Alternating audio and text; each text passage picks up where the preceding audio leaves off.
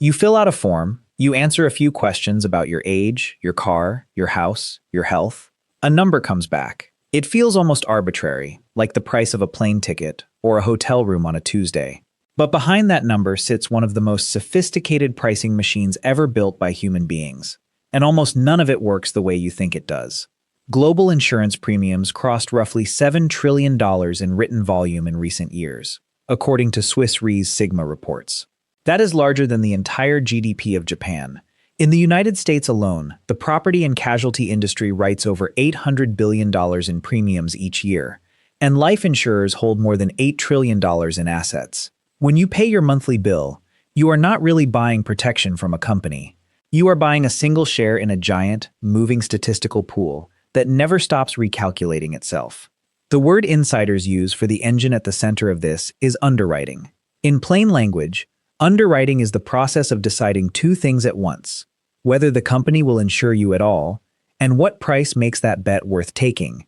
An underwriter is not trying to predict what will happen to you. They are trying to predict what will happen to 10,000 people who look statistically identical to you. Your premium is not your risk. Your premium is the average risk of your cohort, plus a margin, plus a set of adjustments most customers never see.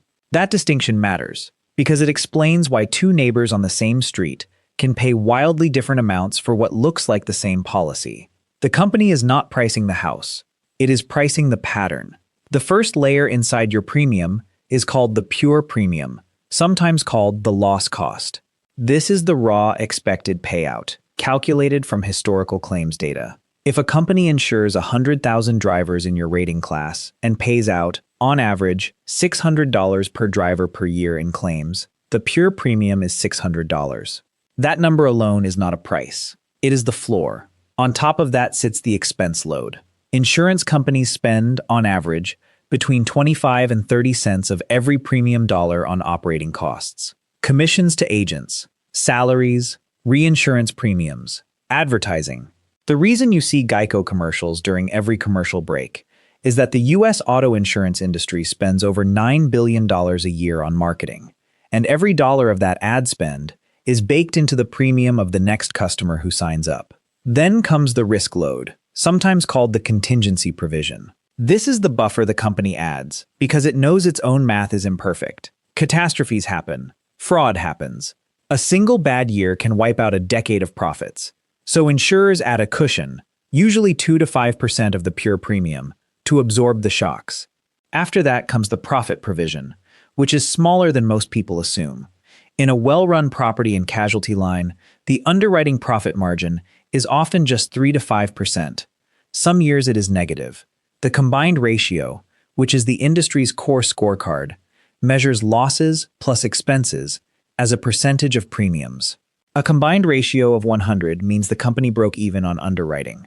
Anything above 100 means it lost money on the policies themselves. In 2022 and 2023, the U.S. property and casualty industry ran combined ratios above 102, meaning insurers lost money on the actual business of insuring things.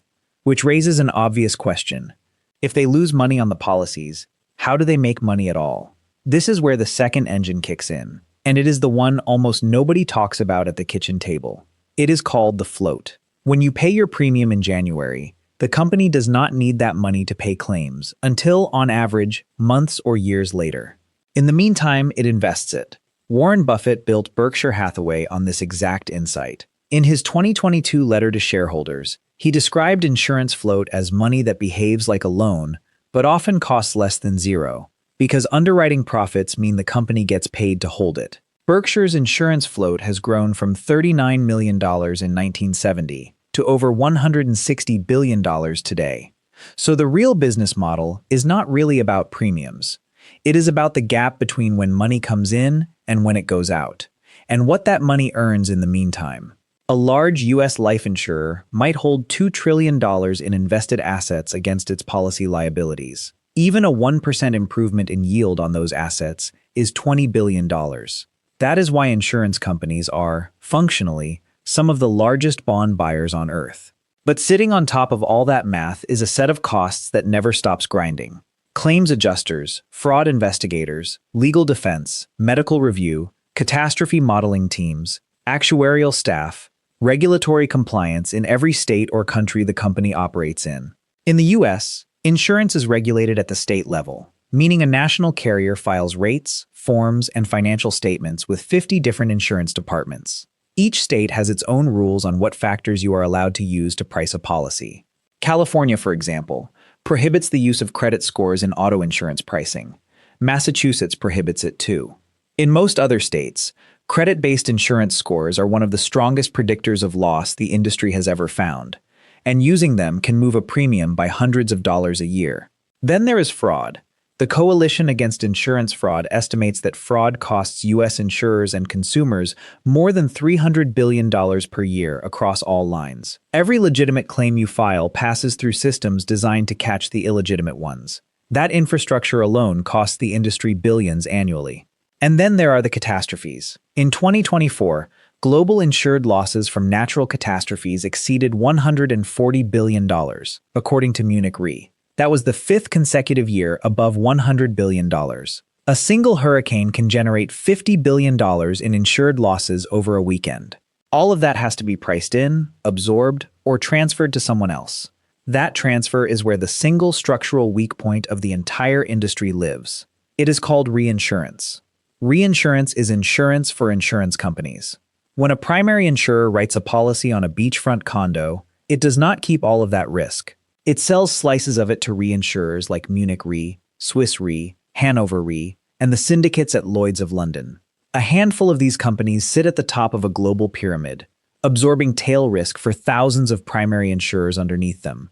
When reinsurance prices rise, they do not just rise for one company. They rise for the entire chain. In January 2023, global reinsurance rates for property catastrophe cover jumped by 37% in the hardest-hit regions, the largest one-year increase in a generation. That single price move cascaded into higher premiums for homeowners in Florida, farmers in Oklahoma, and small businesses in Louisiana within months.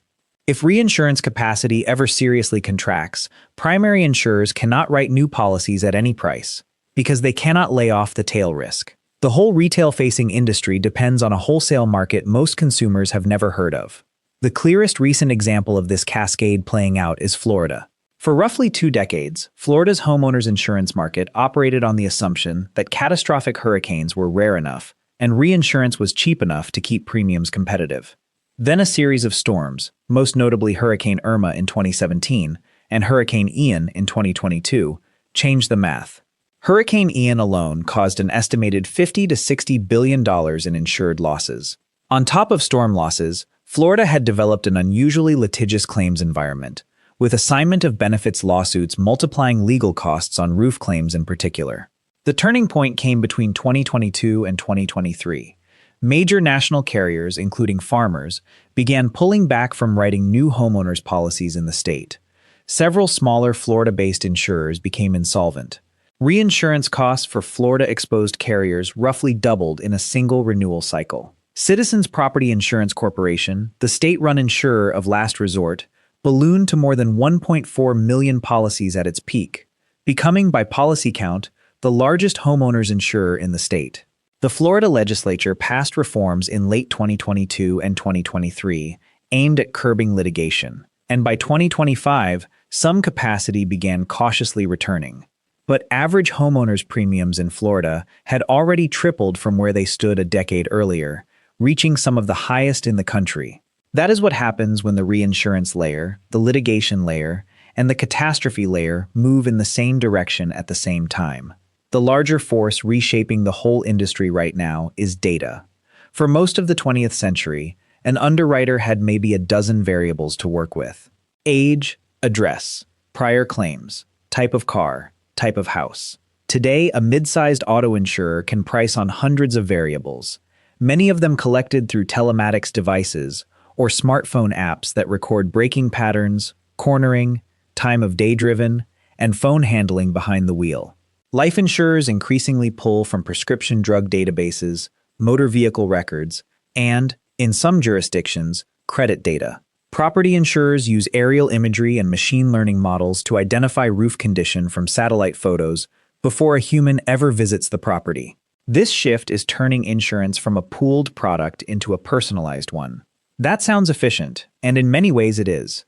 But it also erodes the original social logic of insurance, which was that a large group of people with similar but not identical risks agreed to share losses. As pricing gets more granular, the highest risk customers, often the ones who most need coverage, get priced out.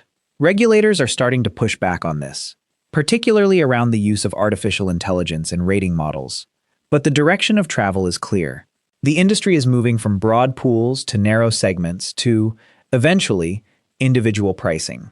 To see how thin the margin between a good year and a bad year really is, consider two hypothetical but realistic scenarios for a mid-sized homeowners insurer writing $1 billion in annual premium. In a good year, losses run at 60% of premium, expenses at 28%, giving a combined ratio of 88. Underwriting profit is $120 million. Investment income on the float adds another $80 million. Total pre-tax profit is around $200 million, or a 20% return on premium. Everyone gets a bonus. In a bad year, a single major storm pushes losses to 78% of premium. Expenses stay flat at 28%. The combined ratio is now 106. The company loses $60 million on underwriting. Investment income of $80 million barely gets them back to break even, and only if their bond portfolio has not been hit by rising interest rates.